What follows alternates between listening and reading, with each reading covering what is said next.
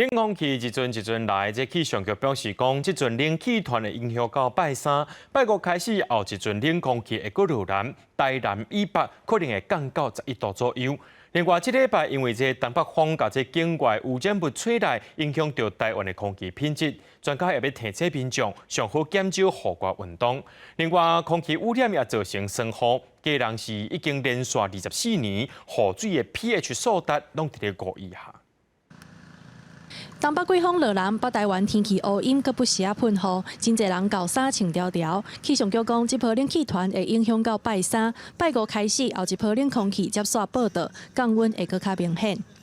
那再来，我们就要需要注意的是周五之后的降温哦。随着下一波的冷空气南下，除了带来一波降雨之外呢，温度也是明显的下降。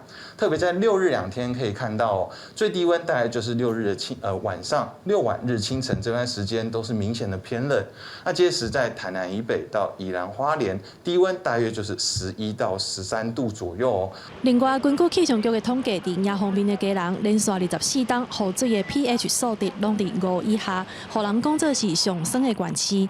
吴保员解释，这是因为嘉南地形的关系。环保署也提醒，这2天北海岸南部地区空气品质无啥好，爱减少户外的运动。昨天的下午开始，我们北部开始就有部分的测站测出来空气品质是显示是红色警示的状况哈。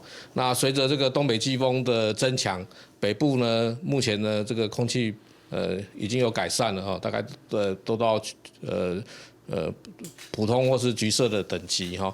那因为这个高屏的地方啊，高屏空品区位在下风处哦，它的风速也比较弱，所以目前还有部分的高屏的车站是红色警示。专家表示，这届季风带来的雨水有限，对减少空气污染物的帮助并无大，建议体质敏感的人做好防范。记者麦上英曾俊佑台北报道。